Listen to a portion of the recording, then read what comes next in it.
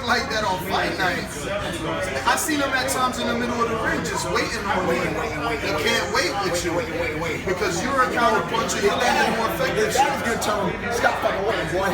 Get in there, hurt him, rush him. And then Shawn's gonna get countered. And then there's gonna be a little message in the back of his head that says, we don't want to counter. He's gonna, you know what I mean? That's the purpose of a counter punch. The purpose of a counter punch is to put your fighter and make them timid.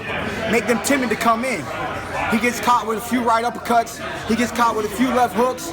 You know, he's gonna have to be a bull. He's gonna have to not listen to that voice in the back of his head that let him know, hey, you got caught last time. You got caught the time before that. He's gonna have to keep pushing and push through that and get me before I get him. It's gonna be a great fight, baby. Are you gonna be able to keep that high level activity? Because look at all the punches you have to throw to keep him off of him. Yeah. That's a lot of, well, you're banking on knocking him out to not do that. Boom, boom. You did land the uppercut. At the end of the day, he who wins 7 rounds won 12 rounds. That's right. At the end of the day, if it's not a knockout fight, it's a 7-round fight. Which man can best the other man for 7 out of 12 rounds? Now, who'd you spar with today? Because we were here Thursday and we didn't look like this. Women. Oh.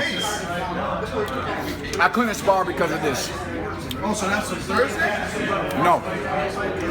This was for my dog fight. I was playing with my dogs and they got jealous of one another and they fought right on top of me. I was laying down on the floor, man.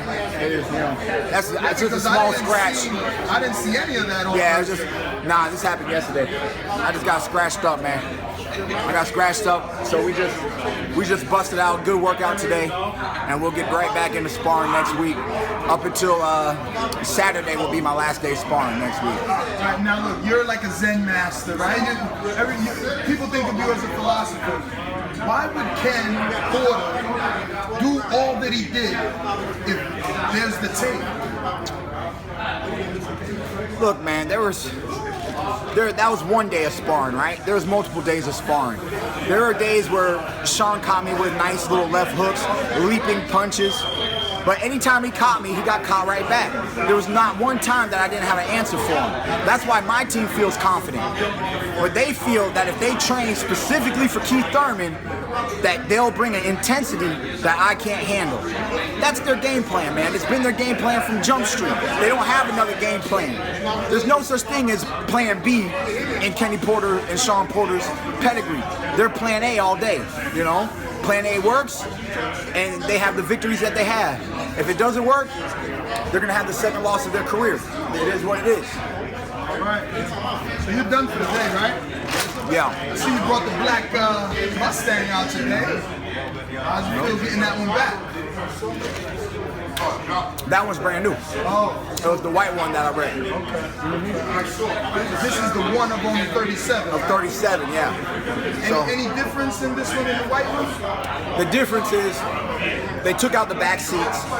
That's weight reduction. They put in carbon fiber rims. That's another weight reduction right there. And it's got a little bit better suspension, wider track wheels, and pretty much, you know what I mean? If I ask you to run a sprint right now, and then I get you to lose 25 pounds, and I have you run another sprint, you're gonna run it faster, right? So all that they did is they took the same engine, but they took out certain parts of the vehicle to make it perform on a more intense level. So it's a better performing car. Quarter mile on that car. The quarter mile should stock, it should be like 11.2, so it's a nice quarter mile. Yeah, because it ain't turbocharged, supercharged, it's naturally aspirated, 526 horsepower. Yeah, it's a lot of fun, man. Have you ever been driving and the Camaro whips up next to you? You know those are like the enemies of the Mustang. What did I have next to me trying to race me in the white one? It was a Charger. Oh, okay. A Charger. It was late at night. I didn't even downshift. I took him in from 5th gear. I took him. He caught up to me. He's like, yo, man. He goes, I see it says GT. He says, but that ain't no GT. What the hell you driving? So I let him know it's the Shelby GT350, man. It had more horses than him.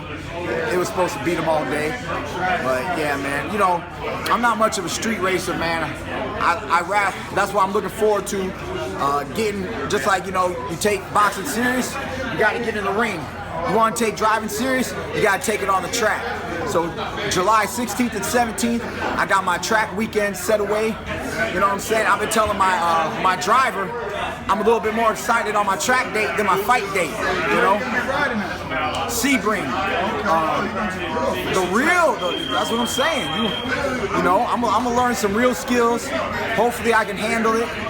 You gotta wear the 5-point harness and everything, right? You have to wear a certified helmet, and you just have to wear your regular seat belt. Now you haven't done anything outside of the factory customization to your car, right? Because I hear if you go under 10, you need a roll cage on your car. Yeah, I have no intentions of doing anything to either one of the vehicles. You know, they were well put together. It gets really complicated once when you go non-factory. You want to put in a supercharger, you want to put in this, you want to put in that. A lot of times the chassis or the steering, they can't handle it. So when people normally soup up their Mustangs, they get it's still rear wheel drive. So they get really tail happy. They start sliding all over the place. You know, I've already had one collision, and I'm hoping that that's the last collision. You know, my nickname's One Time, so I'm hoping for everything to happen one time in life. You know what I mean? Ups and downs, happy times, bad times, sad times, mad times. You know, it is what it is, man. All right, Keith, man, thank you. Oh, man, true man of his word right here. It's right there. True man. The sight in the game, 'cause see the boxing voice.